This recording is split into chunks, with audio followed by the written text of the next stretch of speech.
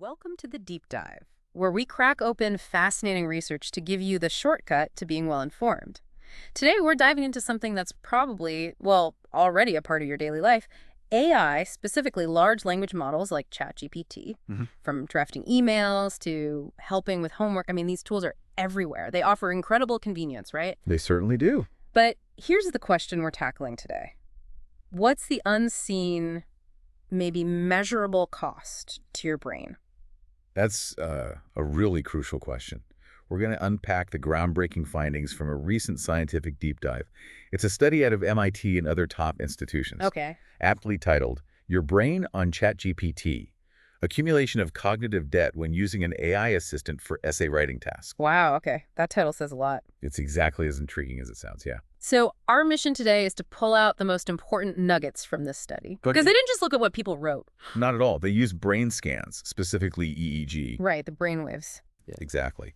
Along with linguistic analysis, looking at the actual writing and in-depth interviews, they wanted to truly understand how using AI for something complex, like writing an essay, impacts our cognitive processes. And our memory, even how we feel about the work. Yes, memory, and even that crucial sense of ownership over our work. Okay, so consider this your shortcut to understanding the surprising facts about AI's influence on your brain. So that's the big picture of what they found, but how did they actually discover this? The real genius here, it seems, is in how cleverly they designed the study. Oh, definitely. Let's unpack how it was set up. It truly was a smart design. The researchers recruited 54 adults, mostly undergraduates and postgraduates from top universities. MIT, Wellesley, Harvard, Tufts, Northeastern. Gotcha. Young adults, mostly. Yeah, aged 18 to 39, but the average was just under 23. And these participants, they were randomly assigned to one of three core groups for the first 3 sessions. And they balanced the groups? Yep, balanced by age and gender across the groups. Okay, so what kind of setup did each group have? What were the differences? Right. First, you had the LLM group. These participants were strictly limited. They could only use OpenAI's GPT-4o for their essay writing. No Googling, no other apps. Nothing else, just the LLM. Then there was the search engine group. They could use any website. Google was common, apparently, but LLMs were strictly forbidden. How'd they manage that? Like stopping the AI answers in Google? Yeah, they actually modified the search queries, adding filters to try and exclude those AI-enhanced answers. Pretty clever. Huh. Okay, and the third group? That was the brain-only group. Uh-huh. And the name says it all. No tools, no internet, just relying purely on their own knowledge and memory. Wow, okay. And what were they actually doing? So all participants wrote essays, 20-minute limit, based on SAT-like prompts, abstract concepts like loyalty, happiness, choices. Right, standardized prompts. Exactly. And while they wrote, their brain activity was meticulously recorded using EEG headsets. Okay, tracking the brainwaves. Yep. And their essays were analyzed using natural language processing. Basically, smart software dissecting the patterns in their writing. And they talked to them afterwards, too? Post-session interviews to gather that qualitative data, how they felt about it. Now, you might think those findings are already groundbreaking, but you mentioned a twist. Session 4. Ah, yes, session 4. This is where it gets really interesting. What happened there? So, a smaller subset, 18 participants, came back for an optional 4th session. But here's the kicker. Their tool access was completely switched. Switched how? Well, if you were originally in the LLM group, you became LLM to brain. Now you had to write with no tools. Ooh, tough switch. And conversely, if you were in the brain-only group, you became brain to LLM. Now you were given access to the LLM. Interesting. And did they write on new topics? Nope, that's another key part. They wrote on topics they had already covered in earlier sessions. Ah, so they were revisiting familiar ground, but with a different tool, or no tool. Exactly. Like participant 17, who used the LLM for choices in session 1, now had to write about choices again, but just using their brain in session 4. And they didn't know this was coming. Completely blind design. Participants weren't informed about the reassignment or the personalized prompts beforehand. Why was that important? Because it allowed the researchers to directly observe the changes in cognitive processing after exposure to different tools, without the participants consciously changing their approach. It isolated the effect of the tool switch itself. Okay, that makes sense. So, after all these brain scans, what did the EEG data actually tell us? How did our brains process information differently with these tools? Well, what's truly remarkable here is how clearly the brain activity scaled down as the external support increased. Scaled down, meaning less activity. Essentially, yeah. It's like the more you leaned on a tool, the less your brain seemed to flex its own muscles, so to speak. The brain-only group showed brains buzzing with the strongest and most widespread neural networks. So, the most internal activity. Definitely. The search engine group showed, intermediate engagement. But the LLM assistance, Yeah. that elicited the weakest overall brain engagement, the least connectivity. Wow. And they looked at different brainwave frequencies, right? Alpha, beta, theta. What do those tell us? Exactly. Think of these brainwaves like different gears your mind shifts into for different tasks. Okay. So the alpha band, that's typically associated with internal attention, semantic processing, kind of like internal brainstorming, creative thinking. Right. The beta band is more linked to active cognitive processing, focused attention, when you're really concentrating on something external, maybe integrating sensory info. Mm-hmm. Theta is really interesting. It's closely linked to working memory load, executive controls like planning and organizing mental effort, and long-range communication in the brain for complex tasks. So, theta is like the heavy lifting You frequency. can say that, yeah. Yeah. And then delta, the slowest waves, reflect broad, large-scale integration across the cortex, high-level attention, and that sort of deeper immersion in internally driven thought. Okay. So, how did the groups differ across these bands? Well, across all these bands, alpha, beta, theta, delta, the brain-only group consistently demonstrated stronger and more extensive connectivity compared to the others. Stronger everywhere. Pretty much. Uh-huh. For example, they showed significantly stronger alpha connectivity between areas crucial for deep internal processing and memory retrieval, like between parietal and temporal lobes, occipital and frontal, suggesting really intense internal work. And the LLM group. In stark contrast, the LLM group had significantly lower frontal theta connectivity. Ah, the working memory and executive function band. Exactly. It indicates a reduced working memory load and fewer executive demands. It really looks like the LLM was essentially offloading some of that core human thinking and planning for them. That's fascinating. And how did the brain-only group compare to the search engine group? Was it the same pattern? Similar, yes.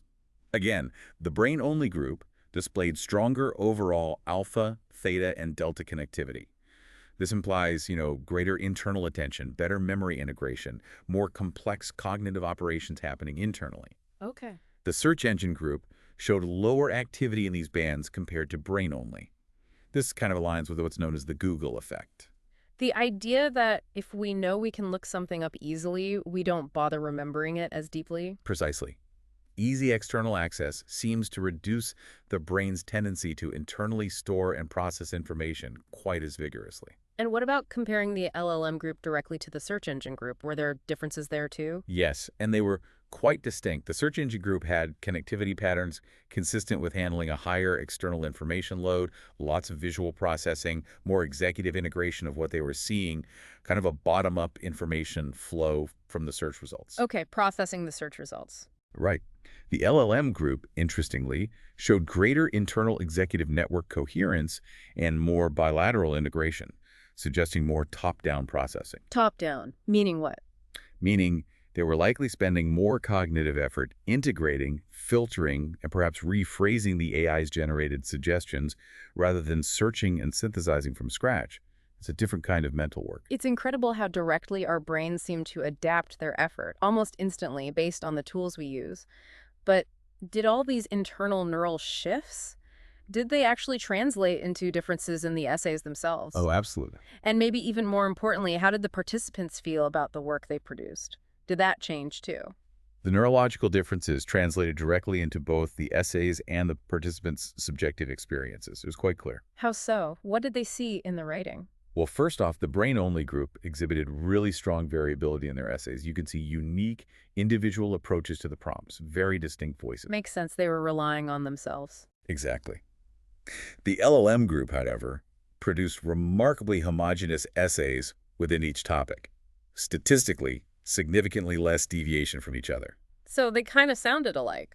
Pretty much. Oh. It's almost like, if everyone uses the exact same recipe, you get a consistent dish, but maybe you lose the chef's unique flair. Right, and the search engine group. They were somewhere in the middle, but their essays were often influenced by content that was, promoted and optimized by the search engines. You could see it in the specific keywords they tended to use. Interesting. Did the type of tool influence the kind of language, like the specific words they used? Definitely. The LLM group used the most specific named entities, things like specific people's names, places, dates, really concrete details. Okay. The search engine group used about half as many of those specific entities.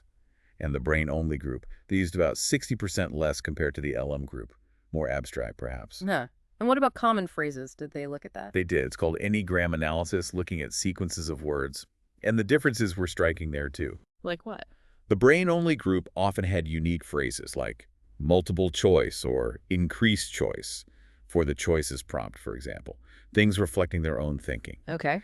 The search engine group, they leaned into topics maybe influenced by search trends, like homeless person came up in relation to, say, happiness. Ah, reflecting what they might have found online. Potentially. Yeah. And the LLM group showed a bias toward certain structures, like using third-person address forms more often, and specific phrases like choose career, things that might reflect the LLM's training data or common outputs. Wow. Okay, so the tool really shaped the output.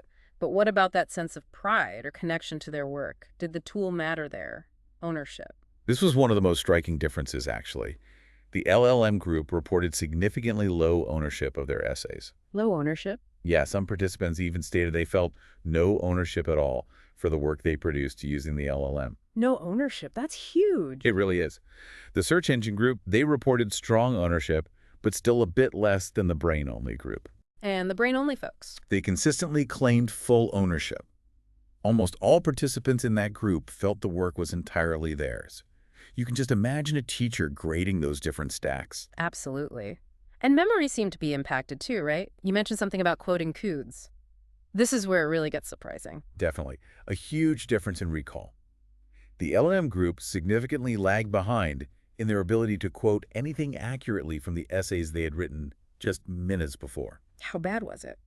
Well, in the very first session, 0% of the LLM group participants could produce a correct quote from their own essay. None. Minutes later. Minutes later. In contrast, by session 3, 100% of both the brain-only and the search engine participants reported being able to quote their essays accurately. 100% versus 0% initially. That's a massive disparity in just basic recall of what they wrote. It really highlights how the process of generating the text seemed to affect how well it stuck in their memory. Okay, this next piece is truly eye-opening. The qualitative data. What people actually said in the interviews after the sessions. What did they report feeling? Yeah, the interviews provided some really rich insights into their experiences. Participants in the LLM group, well, they had mixed feelings. Mixed how? Some saw value in it, calling ChatGPT a linguistic aid or helpful for grammar checking, but others found the output robotic. Robotic. Yeah, I've heard that before. Right, and they felt compelled to go back and add personalization to make it sound less, well, artificial. Some even questioned its relevance for the task, saying they prefer the internet for finding diverse opinions. Interesting. Any other reactions? One first-time ChatGPT user reported feeling analysis paralysis, just overwhelmed by the options maybe. Others noted things like long sentences make it hard to memorize. Ah, connecting back to the memory issue. Exactly. And some felt more tired after using it, tired this time compared to last time. And for a few, there was this persistent ethical discomfort. So. Admitting it feels like cheating. No? That came up. Wow. Okay, what about the other groups? The search engine users. The search engine group, well, some felt a bit excluded from the innovation because they couldn't use the LLM in the study setup. But generally, they found value in searching, finding a lot of opinions, and some were really interesting ones. And they felt they successfully integrated personal stories into their essays. So they felt engaged with the material they found. It seemed so. And the brain-only group, they universally appreciated the autonomy. They liked relying on themselves. Yeah, they enjoyed using their brain only, having an opportunity to focus on my thoughts, and being able to share my unique experiences. They really valued that internal process. Some even noted improved writing ability from the last essay. So they felt like they were getting better through the process itself. Exactly. So it seems while LLMs perhaps made the writing process feel easier for some, they also seem to diminish that personal connection, hinder memory recall, and even spark some ethical questions. It's a really fascinating trade-off. It really is. Yeah. And beyond the participants' own feelings and memories, the essays were also scored. both by human teachers and by a specially built AI judge. Okay, judges weighing in. And were the human teachers aware of the groups? Did they know who used AI? Nope, they were completely blind to the study conditions. These were experienced English teachers, and they evaluated the essays on standard metrics: uniqueness, vocabulary, grammar, organization, content, accuracy. The usual stuff. And what did they find? Could they tell? Well, their comments were very telling. They described some essays as soulless. Soulless, wow. Yeah, or having standard ideas, reoccurring typical formulations, lacking personal nuances. And these descriptions often led them to suspect AI use, even though they hadn't been told anything about it. So they picked up on that homogeneity we talked about. It seems so. And crucially, they consistently valued individuality and creativity over objective perfection, meaning they often gave lower scores for content and uniqueness to essays that sounded very polished or academic, but lacked that personal insight or spark. They wanted the human element. That makes sense for a teacher. Definitely. And they were even able sometimes to recognize distinctive writing styles associated specifically with the LLM group, regardless of the topic, and even, surprisingly, some individual participant styles within the other groups. So the human teachers had a good sense of it. How did the AI judge compare? Did it agree? The AI judge was interesting. It was statistically inclined to score most essays around a good level, like a 4 out of 5 for most metrics. It was less variable than the human graders. Right, consistent. Or maybe just less sensitive to nuance. Interestingly, this AI judge flagged almost half all the essays across all groups as potentially being AI written. Half. Even the brain-only ones. Apparently so, based on whatever metrics it was using. Whereas the human teachers, while suspicious of some, were much less likely to explicitly label something as AI written without strong indicators. So there's a clear disagreement between the human teachers and the AI judge, especially on things like quality. A significant one, yes, particularly on content quality and uniqueness. You'd have cases where the AI judge might score an essay a solid 4, but the human teachers gave it a 1 or 2. Why the difference? It really highlights a fundamental gap, doesn't it?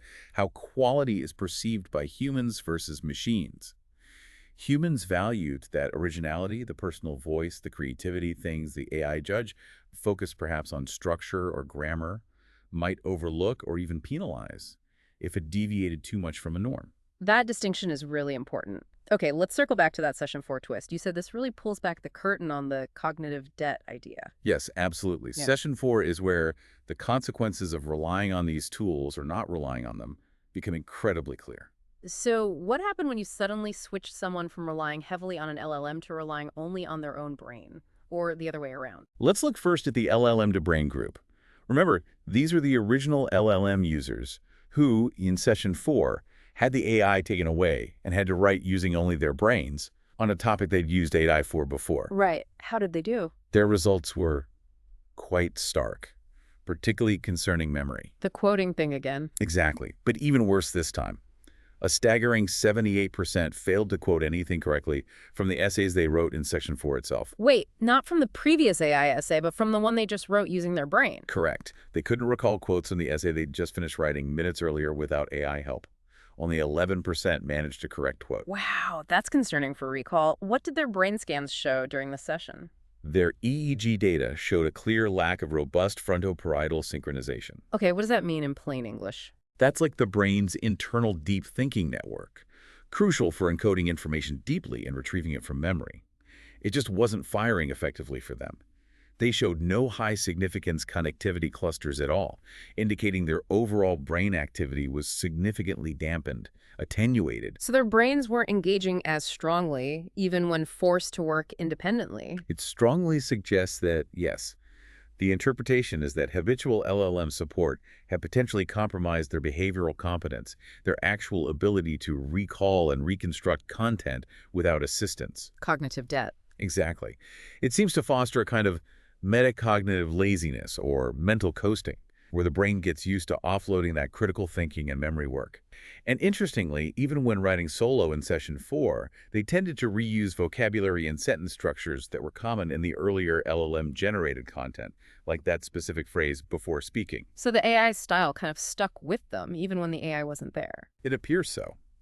The prior AI use seemed to hinder their ability to fully recall and engage their own cognitive resources independently later on. Okay, that's the LM to brain group. What about the other side? The brain to LLM group, those who started brain only and then got the LLM in session 4. Their results were almost the mirror image. This group showed a significant increase in brain connectivity across all EEG frequency bands when they were introduced to the LLM on that familiar topic. An increase. Even though they now had AI help. That seems counterintuitive. It does at first glance. But the researchers suggest that using AI to rewrite or re-engage with a topic they had already deeply processed themselves in the earlier brain-only sessions actually invoke high levels of cognitive integration and memory reactivation. Ah, so they weren't just passively accepting the AI output, they were actively comparing it, integrating it with their existing knowledge. That seems to be the case. They displayed stronger brain activity across frontal, temporal, and occipital pathways, areas involved in top-down regulation, comparing new info with stored memories, episodic memory access. They were more cognitively engaged when using the AI after having done the initial work themselves. And how did their performance compare in session 4? Crucially, they performed better overall than the LLM-to-brain group in session 4, both in terms of essay quality metrics and likely recall, though the study focused heavily on the LLM-to-brain deficit. That's a huge difference. It really suggests the timing matters. Absolutely.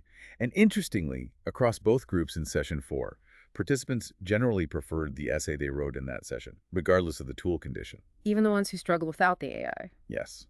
One participant from that LLM-to-brain group said, and I'm quoting roughly here, "I think this essay without ChatGPT is written better than the one with ChatGPT. In terms of completion, maybe ChatGPT is better, but in terms of detail, the essay from session 4 is better for me." So they valued the detail they produced themselves, even if it felt harder. Exactly. Another noted they was able to add more and elaborate more of my ideas and thoughts when writing without the AI in session 4, even though they'd used AI before. This truly suggests a crucial implication then. When and how you introduce AI tools could matter significantly for deep learning and maybe even neural development long term. That's certainly a major takeaway. But the study also touches on broader concerns, beyond just the individual brain. Like what? Well, first there's the issue of echo chambers and bias. How does that connect? LLMs, by their nature as next token predictors, tend to provide synthesized, often singular-sounding responses. They don't present a range of viewpoints like, say, a search engine results page might. Right, you get the answer, not some answers. Exactly. And the study suggests this could inadvertently reinforce existing beliefs or biases more effectively than traditional search. They create what the paper calls generative echo chambers. So you might think you're getting objective information, but it's actually just confirming your own perspective, potentially. Or the perspective embedded in the AI's training data. It could discourage that lateral thinking, that independent judgment you get from evaluating multiple sources yourself. The study saw hints of this, like the LLM group favoring third-person forms or focusing on specific career aspects, potentially reflecting biases in the training data. That's a really critical point for how we consume information in the AI era. But there's also another cost, right? Something often overlooked. Indeed, the environmental cost. Ah, the energy used. Yes, an LLM query, on average, consumes approximately 10 times more energy than a traditional search query. 10 times. That's significant. It is. And that energy cost isn't free. It has a real environmental footprint. And ultimately, that cost will likely be passed on to us, the consumers, in some way. So the cost of AI assistance isn't just cognitive, it's also potentially societal in terms of bias and environmental. Lots to consider. Okay, so this deep dive has shown us quite clearly that while these large language models offer incredible efficiency, maybe convenience in learning and writing, that convenience seems to come with a measurable cognitive cost.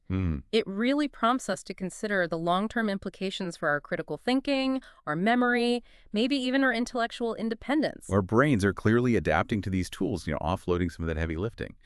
And the study's authors explicitly suggest that continuous LLM usage right from the start of tackling a task might lead to, well, shallower neural integration compared to first grappling with it unaided. So what does this all mean for you, the listener, the learner? Is the answer finding a balance? Maybe using AI strategically, but only after you've really engaged your own cognitive processes first, after you've done the hard thinking yourself. That seems like a very plausible strategy based on these findings.